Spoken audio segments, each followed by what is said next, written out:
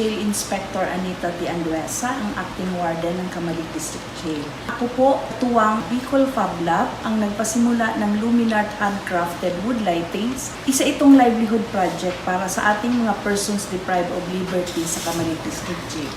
Ang Luminart ay gumagawa ng mga artistic at handcrafted wood lightings na may kakaibang disenyo at kalidad. Ang mga produkto po ay likha mismo ng aming mga PDL, gamit po ang mga kahoy na nagmumula sa road widening projects na amin pong hiningi sa DENR Linibatan Albay. Ang mga produktong ito po ay ibinibenta sa pamamagitan ng aming mga personnel tuwing trade fairs, at meron din kaming display sa Negosyo Center, Camalik Auto Hub, at sa mga kliyente at kaibigang nakakabasa ng aming ads sa Facebook page ng Camalik District Jail. Ang mismong paggawaan po ng Luminart ay nasa loob lang sir ng Camalik District Jail. Ang buong proseso ng produksyon ay ginagampanan ng mga PDL habang ang marketing at pagbebenta ay isinasagawa ng aming mga jail personnel sa labas ng pigitan. Isa po sa malaking hamon ay ang pagpapagawa ng acrylic laser printing. Kapag nasisira po ang makina ng Bicol Fab Lab, napipilitan po kaming bumiyahe hanggang Sorsogon State University sa Sorsogon City o kaya sa Rampixel Print doon sa Tabaco Albay upang ipagawa ang mga ito, lalo na po kapag rush ang order para sa mga tokens at customized designs. Sa tuwing may ganitong problema po, mabilis kami naghahanap ng alternative providers na may parehong kalidad at abot kayang presyo. Ngunit kapag operational naman po ang Bicol Fab Lab, mas pinipili po naming magpagawa dito dahil malapit, mabilis at mas mura ang kanilang serbisyo. Patuloy din po kami nag-i-invest sa skills training at patuloy ang development ng mga produkto para sa PDL para sa tuloy-tuloy na produksyon.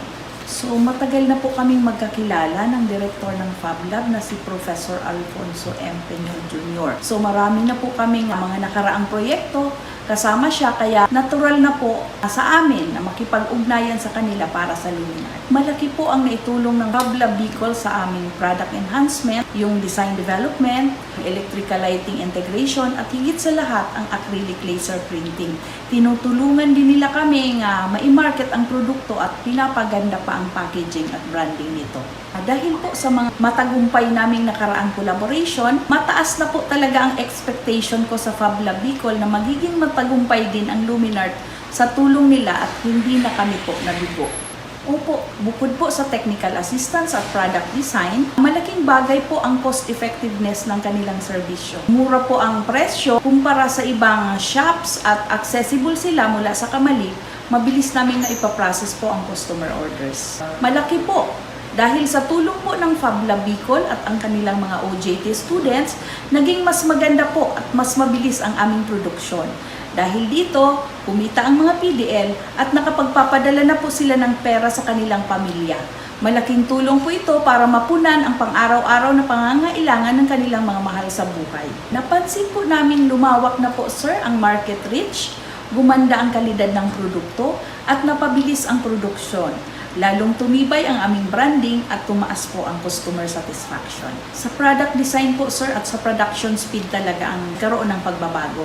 Dahil dito, mas mataas na po ang kita ng aming livelihood project kaya mas marami po ang natutulungan naming mga PDL. Sa mga kapwa ko negosyante at sa mga taga-taguyod ng livelihood projects, huwag po kayong mag-atubiling makipag-ugnayan or makipag-collaborate sa institusyon tulad ng Bicol Fab Lab. Sila po ay hindi lamang nagbibigay ng serbisyo, kundi katuwang sa pagbuo ng pangmatagalang solusyon at inobasyon para sa maunlad ng inyong mga produkto. Sa amin pong karanasan, ang Luminart naging matagumpay dahil sa technical expertise, design support, at accessibility na ibinibigay ng Bicol Fab Lab. At higit sa lahat, nakabago ito ng buhay ng aming mga PDL at nakatulong sa kanilang pag-asa para sa bagong simula.